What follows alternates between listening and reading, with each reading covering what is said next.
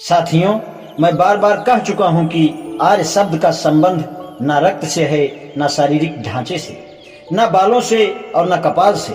मेरा सीधा तात्पर्य है, जो आर्य भाषा बोलते हैं वे ही आर्य हैं। यही बात हिंदुओं, यूनानियों, रोमनों, जर्मनों और इस्लामों पर लागू होती है। जब मैं उनका जिक्र करता हूं तो मेरा उनके लिए विशिष्ट शारीरिक लक्षण से कोई तात्पर्य नहीं है।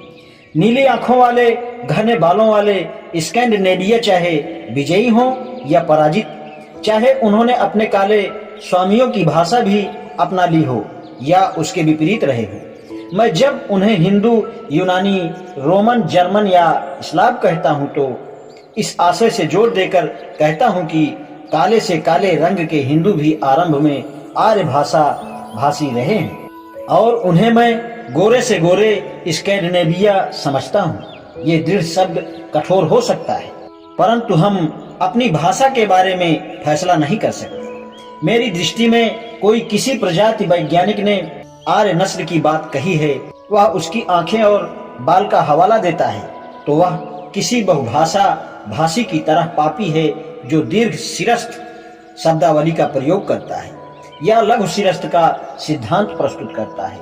यह भाषा के बेबीलोनी भ्रमजाल से भी बुरा है। वह चोरी है। हमने भाषा के वर्गीकरण के लिए शब्दावली विकसित की है, भले ही वे कपाल, बालों और आंखों के बारे में अपनी शब्दावली तैयार करें। इस संदर्भ में जिन्हें यह पता है कि मैक्स मूलर कभी आर्य प्रजाति के सिद्धांत को मानते थे और उन्होंने उसका प्रचार भी किया था, वे उनके विचारों की प्रशंसा करेंगे।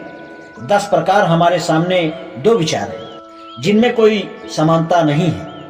एक मत के अनुसार आर्य जाति का अस्तित्व उनकी शारीरिक रचना, उनके कपाल व मुखाकृति के आधार पर निर्धारित करता है। प्रोफेसर मैक्स मूलर के अनुसार एक भाषा भाषी जन समुदाय के रूप में आर्य जाति का अस्तित्व था। विचारों के विरोधाभास की दृष्टि से यह प्रश्न उत्पन्न होता है कि वैदिक साहित्य में क्या साक्ष्य उपलब्ध है। वैदिक साहित्य के विवेचन से पता चलता है कि ऋग्वेद में आर्य और अर्य दोनों शब्दों का प्रयोग किया गया है। एक दीर्घ आ के साथ है, दूसरा ह्रस्व आ के साथ है।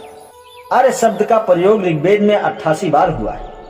इसका उपयोग 4 विविध अर्थों, शत्रु, संभ्रांत नागरिक, भारत देश का नाम और स्वामी, वैश्य या नागरिक के अर्थ में किया गया है।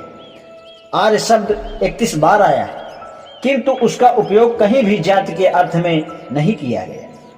उपरोक्त चर्चा से यह सिद्ध होता है कि वेदों में अर्य या आर्य का शब्द उल्लेख जाति के अर्थ में कहीं भी नहीं किया गया। अतः आर्य या अर्य का अर्थ किसी जाति विशेष का नाम या संबोधन नहीं है। अब यह प्रश्न उठाया जा सकता है कि मानव शरीर रचना शास्त्र का साक्ष्य क्या है।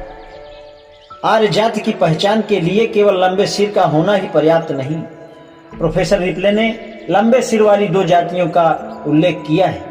अतः हमारा यह प्रश्न अभी बरकरार है। अब हम अगला आधार लेते हैं। आर्य बाहर से आए, उन्होंने भारत पर आक्रमण किया और यहाँ के मूल निवासियों पर विजय प्राप्त की। बेहतर होगा कि इन प्रश्नों को हम अलग अलग ही लें।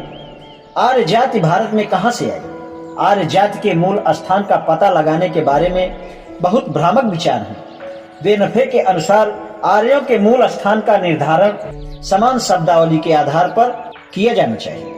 प्रोफेसर आइजैक टेलर ने उनके इन विचारों का सार संक्षेप में इन शब्दों में किया है। सभी आर्यों की भाषा में समान शब्द